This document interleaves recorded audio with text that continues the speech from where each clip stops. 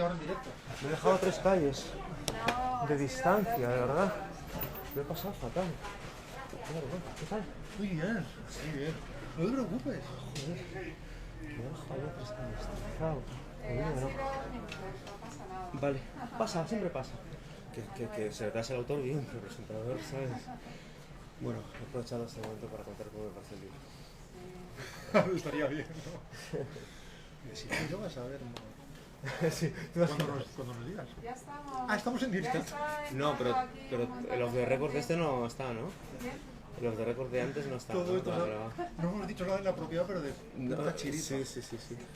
Pues bueno, estábamos aquí desde la librería Rafael Alberti con 7 minutos de. Joder, no, tampoco te rebodes. Me metes el dedo en la Pero ahí vida. está muy bien hacerse esperar. No, caray. Muchísimas gracias, Rodrigo Cortés, por estar aquí en la librería Alberti físicamente, con aforo limitado, eso sí. Pero bueno, ya vamos poco a poco dejando un poco de espacio para que nuestros amigos y los lectores pues, puedan estar aquí. Un libro extraordinario, Los años extraordinarios, editado, bueno, hoy se ha puesto a la venta por la editorial Literatura Random House y con un presentador también de sección, Manuel Javoy. Muchas gracias, también amigo de la librería Alberti. Encantado de estar aquí otra vez. Presentamos también hace poco Miss Marte y bueno, pues ya estamos en la tercera o la cuarta edición, o sea que los libros van rodando. Esta es vuestra casa y bienvenidos. Muchas gracias. Bien hallada, es un verdadero placer estar aquí. Muchísimas gracias. Espera un momentito. No, falta los micros para que se os oiga. Buenísima idea. Sí, falta el micro para que se os oiga bien a través de... Estamos por lo tanto a salvo porque no se nos ha oído nada de lo que hemos dicho. fantástico. Pero Yo creo que la vida es mucho mejor sin micros y sin cámaras. Perdón, O por lo menos más sincera. perdón. Ahí va. Vale. Bueno, empiezo. sí, por favor. Yo quería decir antes de nada que una vez leído el libro a mí me ha parecido un derroche. Un derroche de historias, de personajes, de tramas.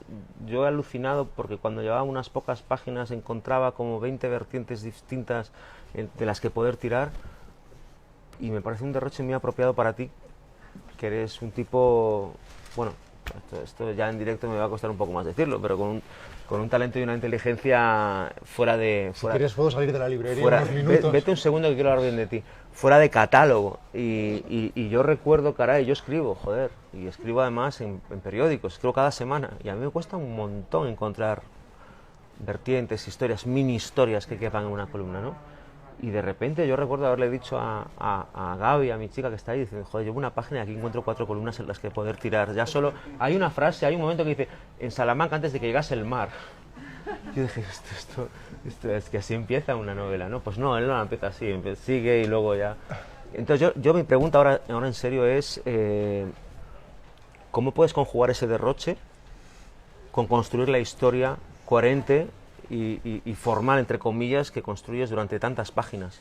Porque normalmente uno que escribe y uno que lee dice, qué ritmo, no sé si voy a aguantar muchas páginas más con este... Y sin embargo todo fluye de una manera extraordinaria. Muchas gracias. Nada. La respuesta honesta es no sé cómo, porque es una novela hecha sin plan. Si se habla a menudo de las novelas de brújula y las novelas de mapa, y se habla de las de mapa para las que tienen un plan prefigurado, y las de brújula, las que no tienen plan, pero en las que sabes a dónde vas y sabes dónde está el norte, esta se ha escrito tirando los dados más bien. Porque empecé a escribir sin saber qué iba a hacer, ni quién era Jaime. Descubrí que se llamaba Jaime en la línea séptima. ¿Por qué? No lo sé. Por Marichalar. No lo sé. De verdad, esto es literalmente así. Escribí, nací el 18 de octubre de 1902. Dije, bueno, tenemos un principio. Vamos a averiguar quién es este caballero. Y lo ubiqué en Salamanca. Esa frase salió no sé de dónde, antes de la llegada del mar. En ese momento supe que tendría que hacer un capítulo en el que se definiera de forma exacta y prolija la llegada del mar a la ciudad de Salamanca. Y me iba poniendo escollos a mí mismo cada día. De hecho, a veces hacía que el personaje tomara decisiones que yo no tomaría, o que dijera cosas contrarias a las que yo diría, o que ante varias opciones posibles tomara la que fuera menos natural para mí, para ver si era capaz de salir vivo del envite. Solo cuando acabé el primer borrador supe lo que había hecho, y ahí empezó la parte que en el fondo es bonita, estoy seguro de que lo compartes, que es la de la verdadera escritura, que es la de la reescritura. Sí. Reescribir es, para empezar, quitar, Borrar todo. eso es, pulir, Dejar el diamante, ¿no? por fin sabes a dónde ibas y ya has hecho el trabajo de picar, ¿no? Ya sabes de quién hablas, con quién se va a encontrar y a dónde va a ir. Y ya puedes empezar a buscar la música y el ritmo. Ahí, relacionado también con la música, hay algo que no es spoiler, porque no lo vamos a contar explícitamente, pero hay algo muy borgiano en el protagonista.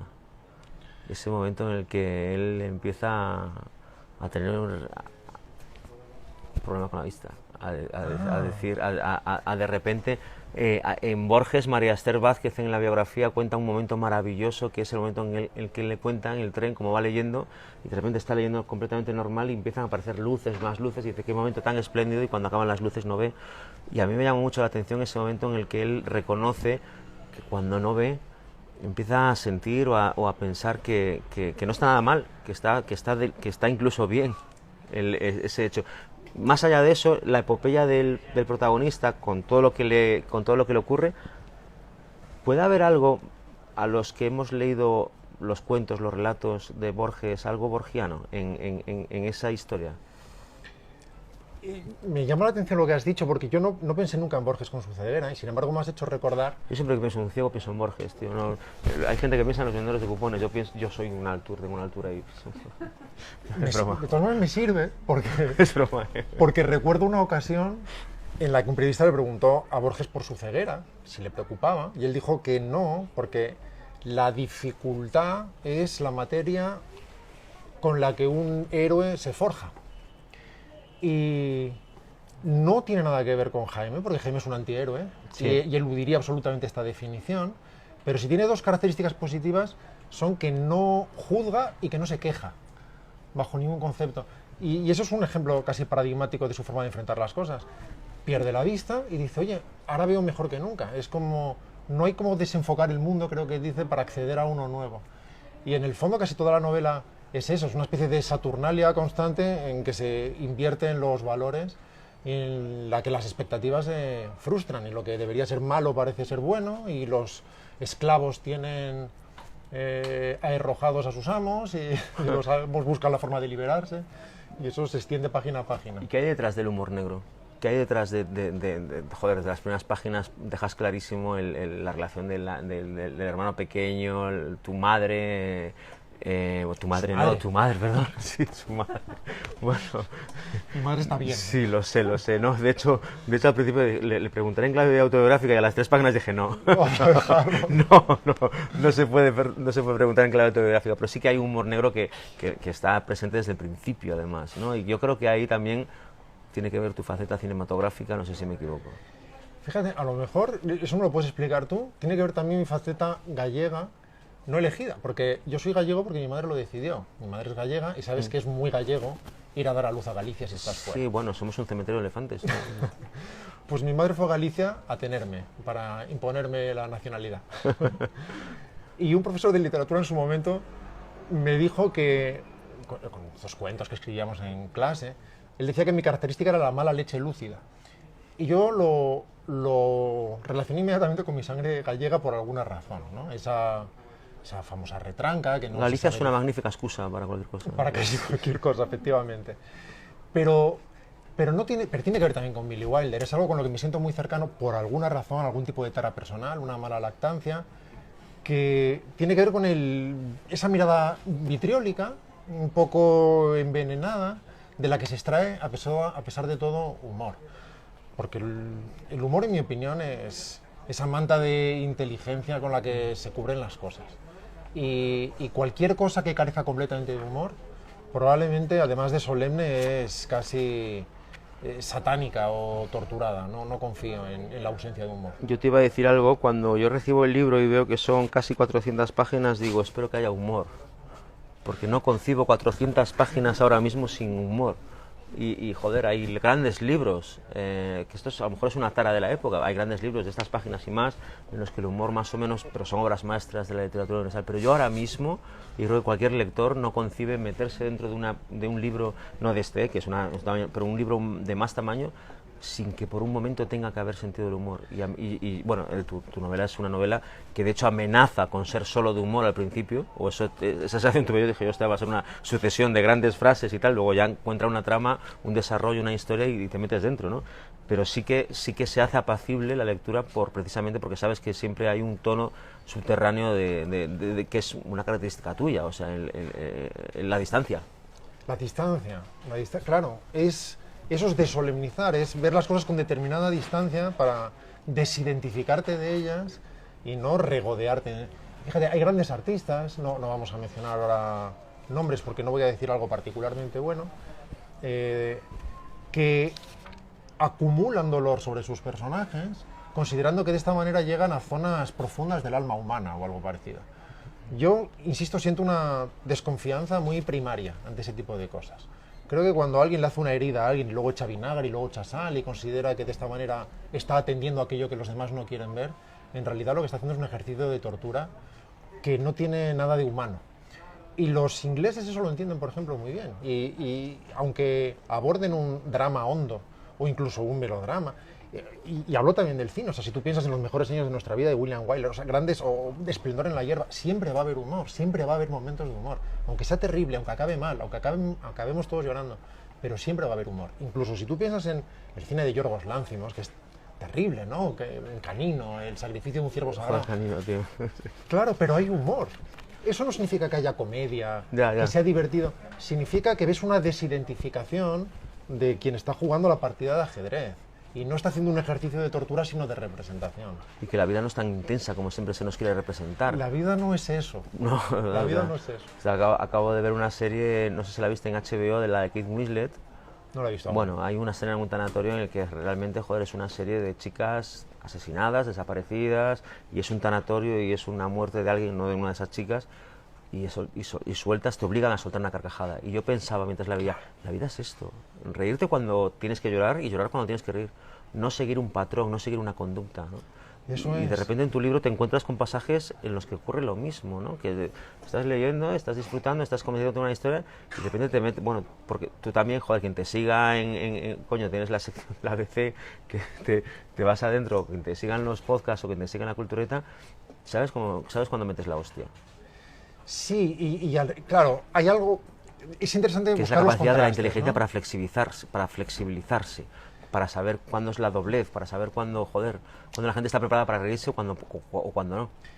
En el fondo, en cierto sentido, es casi un asunto de gestión de ritmo y de contrastes, pero esto sonaría demasiado técnico, pero es verdad que es interesante ambas cosas. A veces, sabes que hay pasajes en la novela en que estás riéndote, una carcajada que de repente se te congela en el acto y de repente te llega el hachazo. Y a la vez hay momentos en los que empiezas a rozar la solemnidad y en ese instante viene una pedrada que lo hace todo añicos antes de llegar a ese sitio. Y creo que eso es interesante, no tomar completamente en serio nada, ni siquiera la risa. A ver, no sé si tú lo compartes. Yo creo que todos más o menos, cada uno tiene su mundo, pero más o menos podemos llorar por las mismas cosas. Y cuando escribimos, en tu caso cuando ruedas, también cuando escribes evidentemente este libro, sabes exactamente no, pero sabes que hay ciertas escenas en las que la gente va a emocionarse, a llorar. Pero sin embargo la risa es mucho más dispersa, es mucho más complicada. Cada uno se ríe por lo que le da la puta gana. O sea, tú, si matas a X, si sufres por X, todo el mundo puede pasar por ese sufrimiento y llora. Pero cuando tienes que hacer reír, cada uno es un mundo, es mucho más complicado. Sobre todo cuando escribe.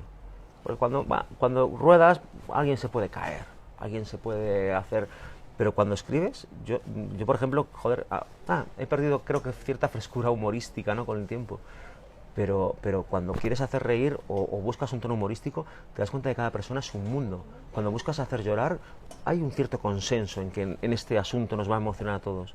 Pero la risa es como mucho más complicada de conseguir, ¿no? Es más, yo creo que en general no busco hacer reír. Es llamativo porque muchas veces cuando la gente lee la novela me habla de cómo se ha divertido, de cómo se ha carcajeado a veces, en voz alta, en la habitación, y miro con un poco de sorpresa al principio, porque yo no soy completamente consciente de haber buscado eso como efecto. Eso surge de una mirada, que es personal y que es así. Y tu forma de interpretar las cosas, o de buscar determinadas paradojas, o conseguir determinados colapsos, es naturalmente esa. Y cuando se produce la risa dices, es verdad, sí era divertido. Sí, eres consciente, no es que sea una sorpresa. Pero no estás buscando eso. Tú eres más consciente de una definición poética o de un determinado aliento literario, o cómo estás buscando generar música a través de algo, o cómo exploras una escena para extraer de ella el hueso, y eres más consciente, por ejemplo, de aquí la gente va a entristecerse, va a suceder, o aquí sucede algo que no me van a perdonar, durante 6 páginas no me van a perdonar, y luego vamos a remontar. Y cuando te dicen lo de la risa, te sorprende, porque por encima de todo surge de la mirada. No es una técnica de decir, ya verás como ahora se va a tropezar cuando nadie se lo espera, va a venir la caída y esto va a ser tronchante, sino que es una simple reflexión y tu natural forma de pensamiento es, no sé si cómica o divertida o paradójica o irónica. Sí, pero bueno, depende también de la mirada con que la hagas. Claro, claro, ¿sabes? luego no sabes cómo se va a recibir. Hay algo, cuando escribes 200 páginas te dicen, bueno, me han dicho que normalmente cuentas una historia, cuando escribes más de 200 páginas te dicen que empiezas a dejarte parte de ti. Que Ya. no sé si en esto ocurre, porque yo sí es verdad que evidentemente esto es una ficción divertida, puedes llamarla con realismo mágico, hay situaciones, pero es cierto que, joder, yo la leo y en ciertas circunstancias, en ciertas reflexiones y en ciertos personajes te puedo llegar a encontrar y pienso, igual es verdad que a partir de un cierto número de páginas uno empieza a dejarse más de sí mismo que al principio. No sé si te ha pasado cuando llevas tanto tiempo escribiendo. Yo creo que te dejas mucho de ti, generalmente no del modo en que se interpreta. Generalmente no a través de literalidades del personaje. No es que este sea un trasunto de ti y este sea un trasunto de tu Ya, padre. no, sí. No es eso. Por ejemplo, a menudo me preguntan, ¿te pareces a Fanjul? Y es, no, pero me parezco a la novela. Me parezco mucho a la novela. Sea lo que sea que tú extraigas de ella, es decir, la novela te resulta, eres tú el que puede poner los adjetivos, pero a uno le puede resultar despiadada, o acogedora, o divertida, o negra, o poética, o payasa, o condescendiente, o paternal, cada uno lo que sea, o que tiene una ausencia de paternalismo, pues esa vibración que percibas, eso es lo que se parece a mí, no Jaime. Vale, las emociones que surgen a partir de ahí. Bueno, es una mirada, es una vibración. Es una vibración. Pero tú Es eres... como cuando tú conoces a alguien, te vibra en algo. Pero es imposible que no piense en ti, por ejemplo, cuando hay un capítulo que París, y me pasé una semana entera mirando al suelo. Y dices, este eres tú, eres el tú de la cultureta, el tú de los todopoderosos, el tú, ¿sabes? Ese humor es tuyo. Supongo que sí. Porque... París, las calles de París, los momentos, me pasé una puta semana entera mirando al suelo, ¿sabes? Es como decirte, este Rodrigo Cortés no puede escribirlo otra persona, ¿sabes? Y a la vez era un aterrizaje, por otro lado, ¿no? Alguien que venía acelerado y es, hay que pararlo, esto hay que pararlo. En el nuevo París, por otro lado, que es el París nuevo que han construido en la otra margen del río, ¿no? En la otra orilla del Sena. ¿Cómo te llevó el proceso este? Porque tú te pones a escribir, como has dicho, hay un breve preámbulo, hay algo que luego tú empiezas a desarrollar toda la historia, pero insisto en lo del derroche. Todo lo que cuentas es imaginativo, tío. No dices tú, oye, pues hay ciertas anécdotas, ciertas historias basadas en X. No hay nada basado en que llegue a Salamanca al mar. No hay nada basado en una refundación de una ciudad. No hay... no sé si esto sirve como arranque, pero yo creo que el humor y la poesía están muy conectados. Cuando hablo de la poesía no hablo de la lírica. Hablo de una interpretación del mundo, una forma de codificarlo y después de descomprimirlo. Buster Keaton era un poeta. Mingot era un poeta. Juan Carlos Ortega es un poeta. Miguel Noguera es un poeta. Oh. Bien, pues hay algo interesante en eso, en el sentido de que, por ejemplo, hay un pasaje que no es planificado una vez más, en el que habla de coches movidos por el pensamiento que se fabrican en Alemania. Y automáticamente te sale casi la autorréplica, dice que fueron un fracaso porque fuera de Alemania casi nadie pensaba. Entonces empiezas a exacerbar esa idea y dices, a veces hay que llamar a un estudiante de filosofía para que por lo menos te lo arranque. Digamos que, de alguna manera, estableces una regla que te sorprende a ti mismo y empiezas a explorarla de forma natural. Dices, hagamos como que esto es así. Entonces, de algún modo, la novela es casi mágica, como has dicho tú, o es sobrenatural por poco, o es... Bueno, pero entras dentro del juego, o sea, entras dentro del pacto. Te ofrezco este pacto, te tiendo la mano y tú entras y a partir de ahí, evidentemente, no es que pienses esto ha ocurrido, tú das fechas, que eso siempre da una verosimilitud muy grande, en 1902, nace, pero luego, evidentemente, pasan cosas que sabes que no son verdad, pero tú te metes dentro de la historia y pueden ocurrir esas cosas. Porque hay que definir las reglas, entre otras cosas porque son muy cercanas a las nuestras. Es casi nuestro mundo, pero por la vía de servicio, mirándolo al lado. Si un teósofo flota, lo va a hacer, pero 5 o 6 centímetros por encima de la silla, no mucho más. Si alguien viajara en el tiempo, sería probablemente hace 2 o 3 minutos, ese sería el límite. Es como cuando cruzan volando hasta Manhattan desde la isla de Ellis, y hay un sistema de turbinas, y a partir de ahí ya el que domina el vuelo lo empieza a hacer, o hay un sistema de inmigrantes que son capaces de llevar a la gente. En fin, tratas de definir un mundo. Sí. Aparentemente, no sé si mágico es la palabra, porque ha sido tan devaluada, pero tratas de definirlo en términos muy concretos y tangibles, que eso no se quede simplemente en la ocurrencia o en la humorada, sino que al cabo de un instante te parezca que todo eso es posible y que tiene una fisicidad. Pensé que tenía apuntada una frase en el teléfono y he visto que la he borrado, pero hablaba de eso precisamente, lo que estás contando, acerca de la caza de unos ciertos animales mitológicos que se tienen que cazar así, y alguien decía, es un cuento de Borges, creo, y decía, todo el mundo sabe que esos animales no se cazan de esa forma. Esto es mentira porque todo el mundo sabe que no existe este método de caza para estos que no existen, ¿no? Que tiene que ver con eso. Tiene que ver con eso, sí. Porque es como hacer que miren a la izquierda y la cuelas con la derecha. Algo así. ¿No? Oye, esto no es spoiler, pero el epílogo es muy tuyo. Ah, el epílogo. Muy poco Jaime, con perdón, sí. y bastante Rodrigo, creo yo. Las 2 últimas páginas, ¿quieres decir? Sí. No cuentas nada que trascienda, que joda la trama, pero las reflexiones que hay, cuando yo llego, el choque es como, hostia, que hay... Bien, evidentemente es pero joder, te encuentras muy a gusto escribiendo. O sea, como que has encontrado ya el tamaño, es la única parte que no escribí cronológicamente. Sí, ¿no? No sé por qué, a mitad de novela, en un momento dado, decidí cómo iba a acabar la última frase, que además no tiene nada de trascendente, y no vamos a desvelarla, pero que podría haber sido riau. Bueno, es un riau. Es un riau. Podría haber sido esa. Y de repente, una serie de ideas, y las empecé a colocar, y dije, ya vendré aquí. Pero como pasa tantas veces, cuando empiezas a explorar eso, entras como en un calorcito, que dices, bueno, me cuesta casi lo mismo quedarme aquí un poco y empezar a desarrollarlo. Y antes de darme cuenta tenía esas 2 páginas, y me di cuenta que habían salido de un sitio extraño. Fui consciente de eso. Sí. Da igual cuál. No sabía cuál era, pero me di cuenta que no formaban parte del plan en absoluto. Las coloqué al final y seguí escribiendo sin prestarle demasiada atención. Y a la vez, liberado de cierta presión, como diciendo, bueno, ya sé cómo... Ya tenemos el final. Eso es importantísimo, ¿no? Sí.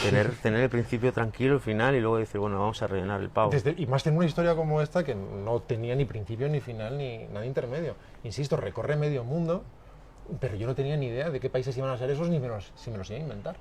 Y poco a poco... Mira, es curioso, esto es interesante. Inicialmente, una inspiración inicial que después se abandonó completamente fueron las memorias de Buñuel, Mi último suspiro, sí. Reelaboradas por Carrier, sí. Y que en mi opinión tienen verdadera altura literaria. Pero había una razón casi de pereza que me beneficiaba. Pensaba, esto es un cajón desastre, puedes crear las falsas memorias de alguien, y como hace Buñuel, aquí va a hablar de los cócteles favoritos, aquí de lo que sueña, aquí de una peli, aquí de las mujeres, aquí de... Y así podrás... Luego eso se frustró completamente. Del mismo modo pensé, si te inventas un mundo y naces en 1902 en una España que es casi esta, no tendrás que documentarte, porque el rey será quien quieras, y el sistema político será el que quieras. La Cuarta y la Quinta República. Claro, y te inventarás a los personajes que quieras, que morirán cuando murieron o no, o harás lo que quieras. Enseguida también se frustró esa pereza, como casi siempre que hacemos planes para la pereza, se ven frustrados y te suelen dar mucho trabajo. Y me di cuenta de que para inventar tenías que documentarte constantemente, porque incluso para inventar un país tenías que ubicarlo en un sitio del mundo colindando con otros países probablemente reales, y necesitaba conocer las reglas de esos países para subvertirlas o para doblarlas, pero siempre desde un conocimiento previo, así que no me liberé de ningún trabajo. ¿Cuál es el tiempo que te ha llevado? Esto es una pregunta muy privada, pero quiero hacerla pública porque hay mucha gente que siempre me dice, pregúntale cuánto tiempo le ha llevado inventarse todo esto. Porque, joder, si no te lo hubieses inventado, vale, pero es que está inventado desde la primera hasta la última línea. Inventarlo muy poco. Es curioso porque yo empecé a escribir esto en el momento más inconveniente del mundo. Estaba montando una película, 18 horas diarias, en el peor momento, con un estudio americano. En ese momento en que una peli se convierte en una máquina de picar carne, y en que cada ejecutivo tiene una idea mejor que el otro para estropear la película. Sometido a unas presiones enormes en ese momento. Y en un momento dado, esperando una llamada de Los Ángeles, estaba en una cafetería y saqué el iPad y escribí esa primera frase que no sabía dónde llegaba. Bien, una semana después tenía 30.000 palabras escritas, que no sé de dónde salieron. Vamos a empezar a esperar llamadas de Los Ángeles todos. Yo fui el primer sorprendido, ¿eh? Esto no es habitual para que yo no escribo de 30.000, como tú, pues tienes un artículo por delante y si es de 800 palabras, cuando son de 300, dices, qué bien, esto enseguida lo... Pero me llaman de Miguel Yuste, tío, no me llaman de Los Ángeles. Ah, vale. Y digamos que escribí la novela en 3 tandas de esta. Después el borrador, Ya. es otro tema. En otra tanda de esta casi otro tercio, y después en 2 semanas, ya no fue de esa manera, el final, en 3 viajes. Y ahí es cuando ya tuve la novela. Pero después, lo que pasa es claro, de forma interrumpida, porque estaba pues, produciendo otra película, preparando otro proyecto, fue 1 año y medio, 2 años. Pero fueron 2 años de sucesivas reescrituras Mientras y no estás constantes. rodando y mientras estás escribiendo, mientras estás trabajando en otras cosas.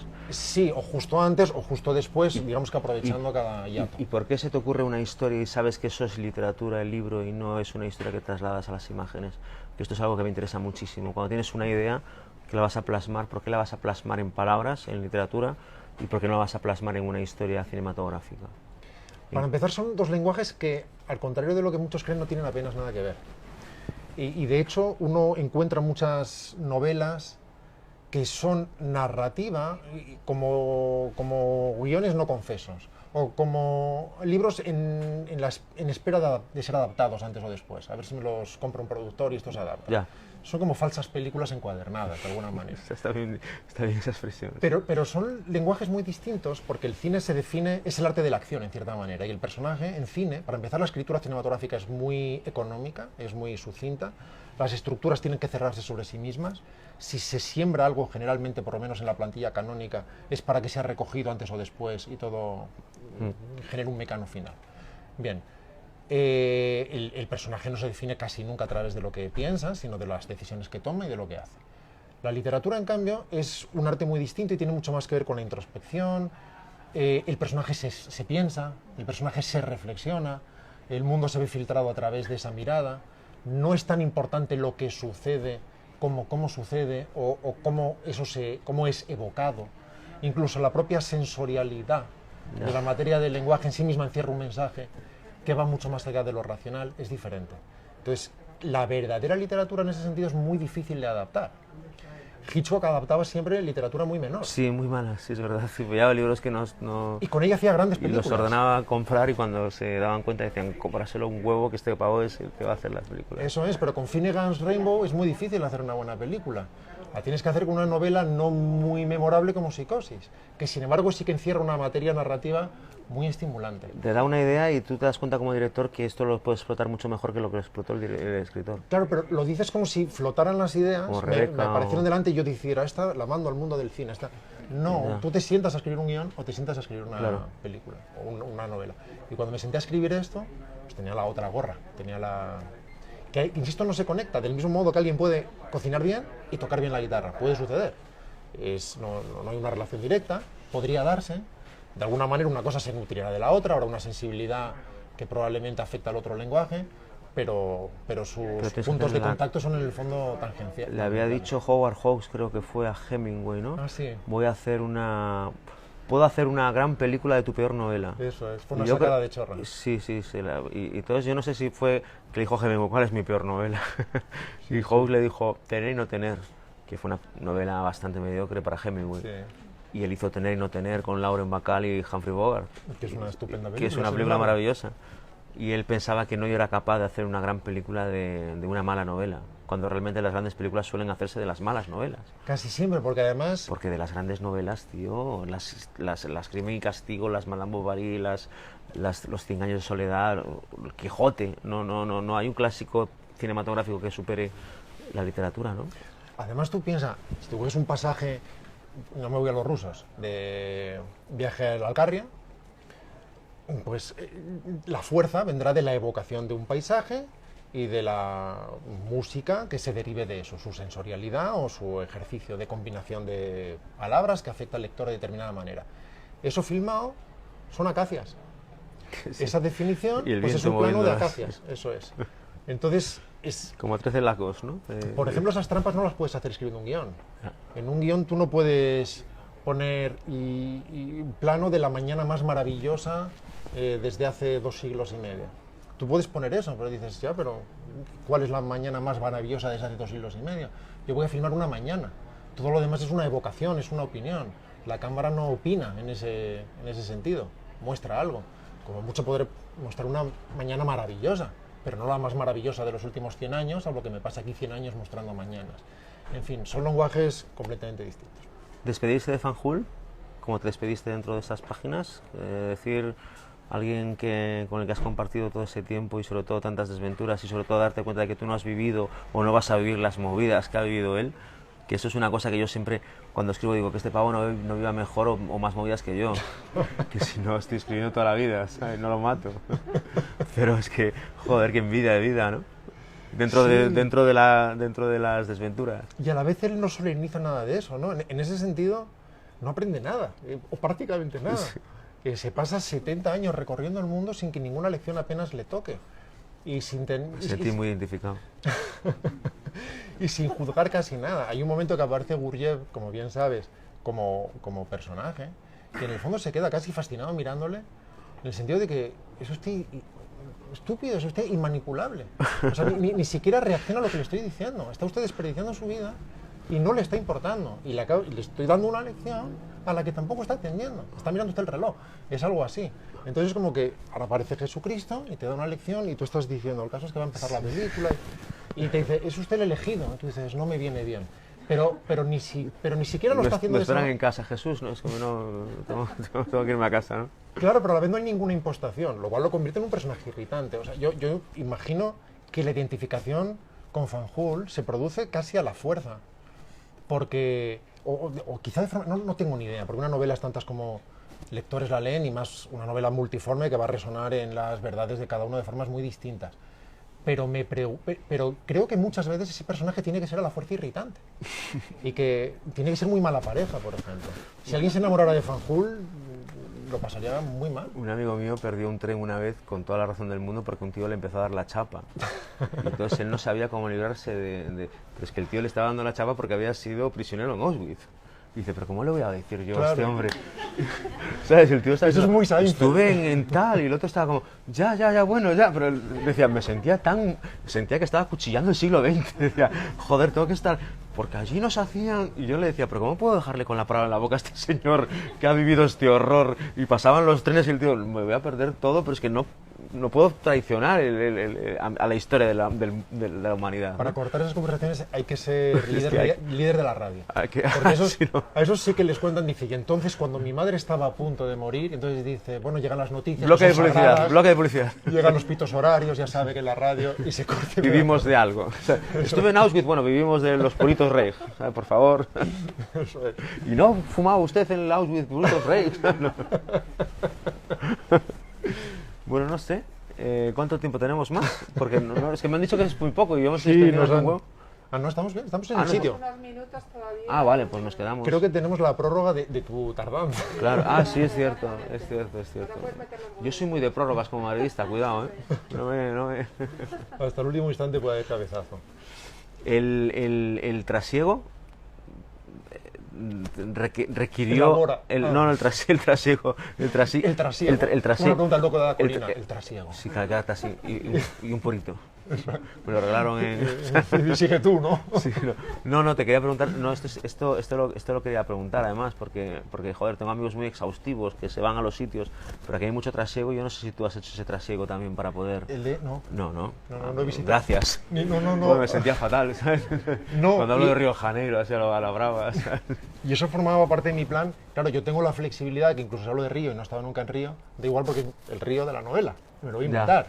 Y puedo decidir que en Río solo hay edificios de cristal muy altos, y ya está, y así es como lo definiré, y que están a punto de ser invadidos por México, podré definir lo que sea. Luego nunca se aparta tanto, ¿no? O como cuando habla del nuevo París con estos coches voladores que hacen que haya que agacharse a la orilla del Sena. Pero no he viajado casi ninguno de estos sitios, y en París creo que he estado 2 veces, sin tener un conocimiento particularmente prolijo de la ciudad. Pero ¿es fácil discurrir las páginas con un tipo así?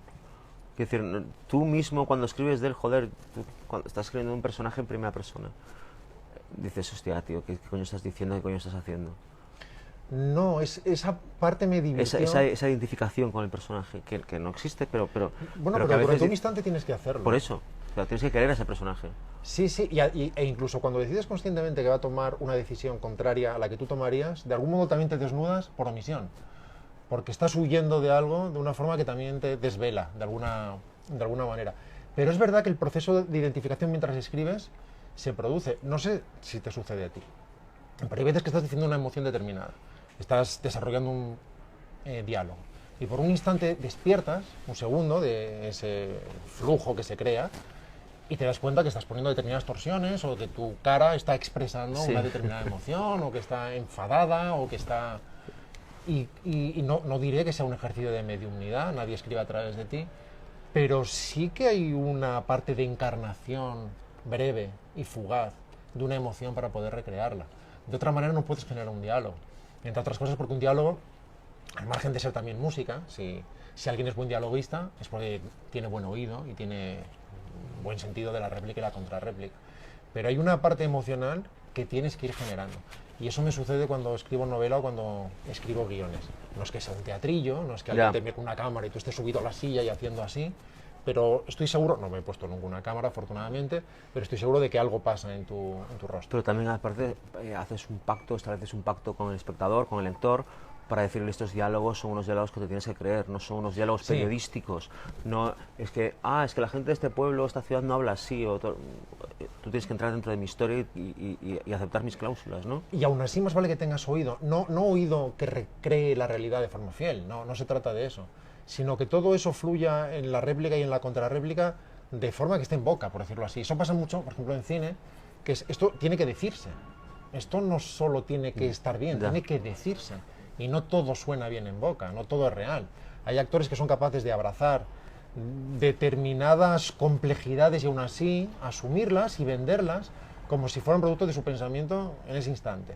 Muy buenos actores que a veces incluso se manejan con texto mediocre y dicen, creo que sabré, o sin cambiarlos, voy a ser capaz de hacer que esto parezca que se me acaba de ocurrir sobre la marcha, porque le da una organicidad extra. Pero hace falta un determinado sentido del oído, incluso aunque sean inverosímiles. Incluso aunque sean de una brillantez máxima. Claro, si son de una brillantez máxima, eso no existe en la vida. Porque para hacer un diálogo brillante necesitas réplicas y contrarréplicas brillantes. Ya. Entonces necesitas a dos genios hablando entre sí. A Bogart y a Bacall. Claro, que además discurran a los... Claro, lo tiene que escribir Ben Hedges, no Ya. lo tiene que escribir Bogart ni... Pero aún así son fundamentalmente música. Y curiosamente en esta novela me impuse, precisamente porque disfruto mucho los diálogos, y porque parte de mi facilidad está en el mundo de los diálogos, me impuse el cinturón de castidad de dialogar muy poco en esta novela. Sí, lo he visto. Además, tienes ahí como que te contienes. Además, Sí. que es una práctica habitual, ¿no? Los guiones, al fin y al cabo, te expresas como con los diálogos. ¿Hay Eso. ¿hay una moral en el libro? ¿Hay una cierta Seguro moral? que no sé ni qué estás preguntando, ahora te dejaré Yo desarrollar, tampoco, pero seguro que no. No, es una pregunta estándar que tengo yo siempre en las presentaciones. Es como cuando veo ahí que no tiro, digo, ¿la moral? No, joder, es que no, es una pregunta que yo reboto porque me la han dicho muchas veces y yo digo, pues sí, hay una moral y tal. ¿Y tú contestas Pero que sí, yo tiro millas, ¿sabes? Si titulan por ahí, suelen titular por ahí. Pero, pero es cierto, joder, que cuando que tú tienes un personaje, pero tú cuando manejas a un personaje, manejas una moral también. La moral del personaje, una moral ficticia, o sea, no te compromete a ti. Vale. Pero es cierto que este tipo encara la vida, encara el mundo de una forma determinada con la que tú no la encaras. Y no sé si eso existe también con una cierta moral, Bueno, desde o luego, una subversión desde moral. luego él ¿no? la tiene y la tienes que conocer. Y tienes, incluso cuando te irrita, tienes que ser consciente de que te irrita e ir a muerte con ello. Pero lo que no hay es un propósito. Volviendo, aquí va una reflexión innecesaria. Volviendo Sí, las que estábamos buscando. a lo que hablamos antes de Buñuel, por ejemplo, los surrealistas, fíjate que es el término más desgastado y peor usado de la historia a la hora de definir el arte, surrealista. Tu novela es muy surrealista, significa que alguien flota. Bien, los surrealistas se guardaban muy mucho de definir ningún tipo de imagen o idea que sirviera de alegoría o que tuviera una fundamentación simbólica. Y se adscribían al origen radicalmente irracional de las imágenes. ¿Qué significa esto? Nada. Y si significa algo, lo descarto. Bien, sin embargo, todo eso, paradójicamente, revela verdades escondidas muy elocuentes, porque están desprogramadas y no pertenecen a un propósito voluntario. Y además, mucha gente olvida que el surrealismo tiene una raíz, de hecho, muy violenta y destructiva, porque esa es su fundamentación. El acto surrealista, por definición, es coger la Venus de Lis, ¿no? eso es. Es la pistola que salía a la calle y mataba, ¿no? A alguien Sí, aleatoriamente. eso, sí. Claro, no es recomendable. Donald Entiéndanos. Donald Trump dijo que seguiría siendo votado si hacía un acto surrealista de esos en la Quinta Avenida, ¿te acuerdas? Sí. No sé si él tiene una visión poética del asunto. Bueno. Pero en fin, ese acto poético, piensa por ejemplo en lo que explicaba Jodorowsky que hacía cuando eran jovencitos en Santiago de Chile y se proponían, por ejemplo, ir en línea recta de un sitio a otro en Santiago de Chile. Eso es un acto poético, que es, vamos a ir de aquí a acá. Como es una recta, pues vamos a tener que llamar a una casa y pedirles que nos dejen atravesarla y salir por el patio de atrás. Bueno. Y ahí hay unos perros en ese solar y aún así nos lo vamos a permitir. Allanamiento, o sea, tengo una Claro. colección. Piensa, por ejemplo, en el tipo ese que cruzó las Torres Gemelas haciendo funambulismo. Vale, sí. Eso, por encima de todo, es un acto poético. No es una hazaña, es un acto poético. Porque hay alguien que está abajo, mira hacia arriba y dice, ¿qué? Y en ese momento se para el mundo y no le valen sus armas. Y se ve obligado a dar una vuelta a la manzana. Esa es la parte que encuentro interesante. Entonces me dices, ¿hay una moral detrás de eso? Digo, no. No hay. Y a la vez emergen según qué cosas que yo no controlo y que sí que definen cosas, muy probablemente. Pero voy a pensar en ello lo menos posible. ¿Tienes una intención de continuar con no el personaje? La secuela. No la secuela, pero sí la atmósfera, tío, sí el ambiente. Sí ese estilo de contar la historia, sí ese mundo en el que de repente ocurren tantas cosas y de repente los personajes están a merced de los sucesos que se les Yo ocurren. diría, no lo sé, pero yo diría que no. Porque tienes... No. No, porque cuando haces algo así, diría que no lo sé. Es como, tú haces una película de un tío dentro de una caja. Dices, ¿has pensado en la próxima meterlo en un armario y en la próxima en un arcón Una de caja refrigerar? matriusca. Eso es. Y dices, no, esa es una película singular que no volveré a hacer. Para empezar, porque si Hablar de la haces... atmósfera, del ambiente, de esa forma de narrar, de esa forma de que un personaje se encuentre con tantas cosas extraordinarias como estás contando en el título. No lo sé, porque esto surgió de un momento muy especial, de un impulso emocional y narrativo muy especial y se desarrolló de una manera y pertenece a su momento y define muchas cosas. Si yo ahora me sentara e hiciera exactamente esto, sentiría que me estoy repitiendo o que estoy trabajando con energía gastada. No sé dentro de 12 años, no sé 4 novelas después, pero ahora mismo sentiría que me estoy Pues repitiendo. es cada frase un disparo, tío, sobre todo al principio es como cada frase es como una forma, o sea, te metes al lector en la historia a empujones, es decir, vamos a entrar en una historia en la que, por lo que te decía al principio, que es como un deslumbramiento, un derroche, y luego ya entras dentro de la novela, y la novela te parece extraordinaria cuando la lees, porque realmente has empujado al lector a un mundo en el que has tenido que establecer un pacto con él, explícito, implícito, de toda clase, para saber que estás dentro de... Y al principio choca, ¿eh? Cuando empiezas a leerla dices, hostia, tío, en cada línea pasa una cosa. Y luego ya cuando te das cuenta de que te están empujando a una historia en la que el narrador te va a dar todas las claves, es cuando realmente empieza a discurrir la novela. Hay una parte que es natural en mí, que tiene que ver con verbolario y que tiene que Sí. ver con los antiaforismos y los delirios y pedradas que escribí hace tiempo, que en el fondo tiene algo que ver con la poesía. Yo no soy poeta, pero tiene algo que ver con la poesía en el sentido de que aprietas el polvorón, comprimes mucha información, dices, voy a encontrar una forma más y más concisa de expresar esto, pero de manera que albergue toda la información. Y te da la impresión de que al final eres una píldora que cuando alguien consume, se deshace y descomprime toda esa información. Y de repente esas 10 palabras, aunque sea por evocación o por resonancia, contienen todo eso que has comprimido. Y eso es una de las cosas que más disfruto en la reescritura, esto se puede decir en menos. Ya. Esta idea se ha dicho 2 veces, la puedes decir solamente aquí. O este adjetivo, los adjetivos sobran casi. Para mí siempre es una victoria deshacerme de un adjetivo. Si una cosa la expresa el sustantivo o la expresa el verbo, ya está adjetivada por sí sola. No es que estén prohibidos los adjetivos, No, evidentemente, pero cada adjetivo eliminado es una victoria en ese sentido. A mí lo que más me gusta de Verbolario, lo que haces en la contraportada del ABC, ¿desde hace cuántos años? ¿5, 6, 7? Sí, Bueno, más de los que yo imaginaba, porque no pensé que fuera... No, yo cuando empezaste dije, a la semana se le acabaron las palabras. Yo también. Pero ¿sabes lo que hago? ¿Sabes por qué no me he ido todavía, que me voy a ir en breve? De Twitter. Yo coloco un párrafo de mi artículo, del tuyo, el que quiera vender, ¿no? y sobra esto, ¿no? Este es el cajón y sobra esto. Y me dedico toda la tarde, a veces toda la puta tarde, en decir lo mismo en la 10ª parte. Y a veces lo consigo. O sea, la gente que hace un puzzle, ¿no? La gente que pierde el tiempo jugando al cubo de Rubik, la gente... Yo pierdo el tiempo, a veces lo cojo de compañeros, de colegas, no para publicar a veces, ¿eh? Sí, sí. Y luego se lo mando, mira, a colegas, ¿no? Amigos. Apretar el polvorón. Pero los adverbios, los adjetivos, 3 verbos, estos 3 verbos se pueden resumir en uno. Y al final consigues, a mí me parece un ejercicio fascinante y siempre lo recomiendo cuando me mandan a las facultades a hablar, y yo nunca puedo dar lecciones porque nunca he ido a una facultad, entonces digo, mira, a mí ni caso. Pero yo entro en Twitter y hago... Y esto es el periodismo, ¿no? Y en muchos casos también la literatura. No se lo puedes decir a García Márquez porque no le vas a dar lecciones a un tipo que lo va a escribir muchísimo mejor, en más caracteres, pero los que escribimos peor que él, puedes decirlo en 2 frases, a veces un párrafo entero. Y un momento en que encaja y no sobra nada, es como, wow, ¿cómo puede ser que este párrafo tan largo lo haya dicho en 2 líneas? Y el trabajo de escribir, como tú has dicho al principio, es borrar todo hasta conseguir decir en 2 frases lo que has dicho antes en 25, el mismo puto mensaje.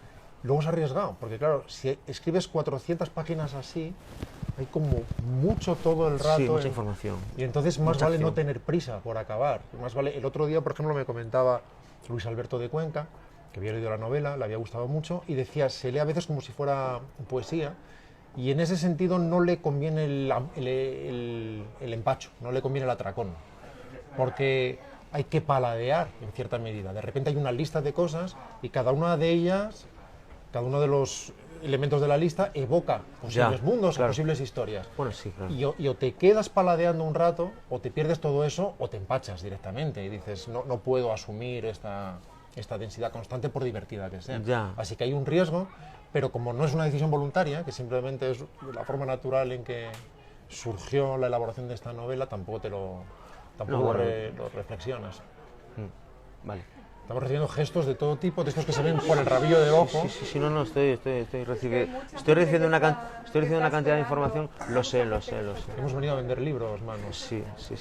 No a entretener. A mí me gustaría, Rodrigo, que terminaras leyendo el arranque de la novela, porque estabais hablando de comprimir el polvorón, ¿no? Que es muy expresivo y muy literario, y creo que eso puede ser un trocito de este polvorón para los muchísimos amigos que nos están siguiendo ahora por Instagram, que hay un montón de gente que está mandando muchos mensajes, muchos corazones.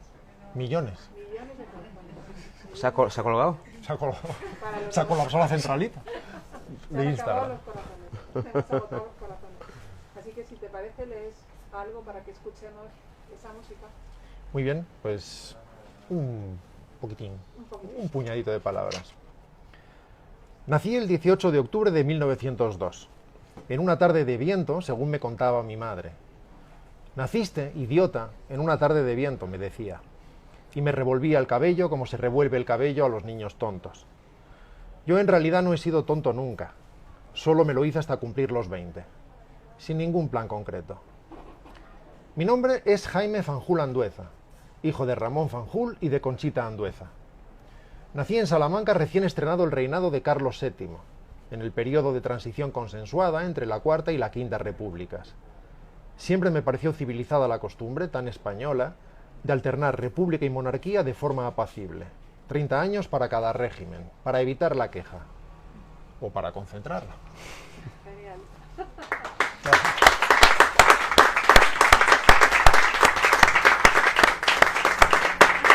Qué maravilla ver público por fin aquí, tío. Yo estoy aquí pero a solas, tío, hace meses. Qué maravilla, Muchas Que vaya gente. Rodrigo, muchas gracias, Manuel. Muchas gracias a la editorial Random House, que aquí está Miguel Aguilar, editor, y a todo el equipo que hace posible que este libro tan maravilloso llegue a las manos de los lectores. Así que, bueno, ahora hay una firma, vamos a hacerla fuera para todo esto de las medidas COVID, para tener cuidado, y enhorabuena. Gracias. Muy amable, muchas gracias. Enhorabuena. Un placer.